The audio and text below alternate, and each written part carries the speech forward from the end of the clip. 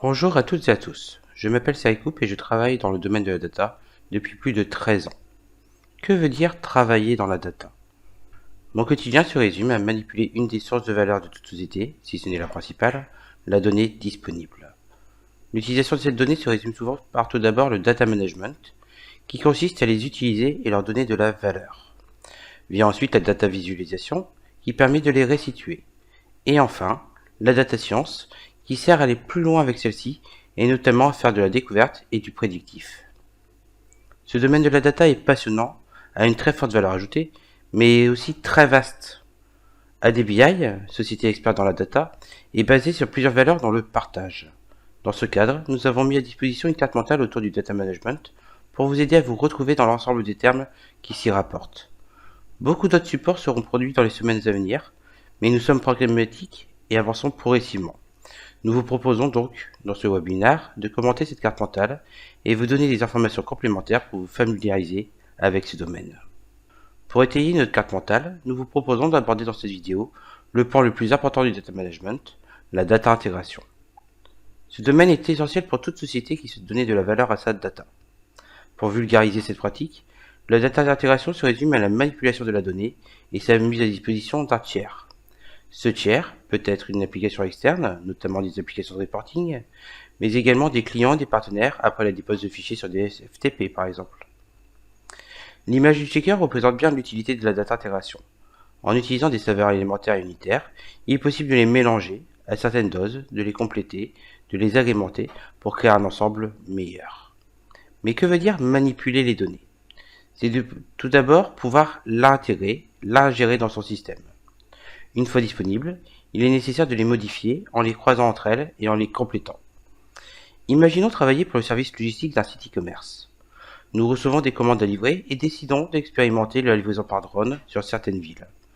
Nous allons, dans le cadre de la data intégration, ingérer les commandes du site dans notre système. Vérifier si le client se trouve dans une zone ouverte à nos drones en croisant avec notre référentiel de zone de chalandise. Modifier automatiquement la commande pour indiquer le type de livraison, le cas échéant. Et pour les clients livrés avec un drone, nous allons devoir compléter l'adresse avec la latitude et la longitude. À travers cet exemple très rapide, nous abordons l'ensemble des étapes de la data intégration. Ingérer, croiser, modifier et compléter. La base de la data intégration est de travailler la donnée, et ce, quelle que soit sa forme. Des bases de données, des fichiers plats, des fichiers structurés, XML ou JSON, mais aussi des applications tierces, ainsi que des données accessibles par la consommation d'un web service. Il est bien important de comprendre que la data intégration permet d'accéder à tout type de données, dont les web services en mode consommation. La production de web services est un autre domaine du data management. Lorsque la data intégration est évoquée, le terme ETL est souvent utilisé à tort. En effet, ce terme est associé à un outil. Or, c'est un paradigme de développement, tout comme l'ELT. Pour les techniciens, il est primordial de comprendre que ces deux modes sont complémentaires et que leurs différences portent principalement sur la performance, la volumétrie et la complexité des transformations nécessaires. Un webinaire sera dédié dans les prochaines semaines sur le sujet. La dernière spécificité de la data intégration est sa fréquence d'exécution. En effet, les traitements sont exécutés en mode batch, c'est-à-dire en mode planifié. Pour illustrer cela, imaginons la construction de rapports des ventes. Suivant les sociétés, des valeurs à J plus 1 peuvent être acceptées. Dans ce cas, nos traitements tourneront à heure fixe chaque jour.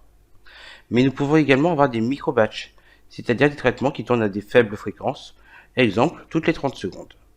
La data intégration peut s'illustrer notamment par la création d'un data hub, c'est-à-dire une source de données centralisée qui a l'objectif de mettre à disposition les données à tous.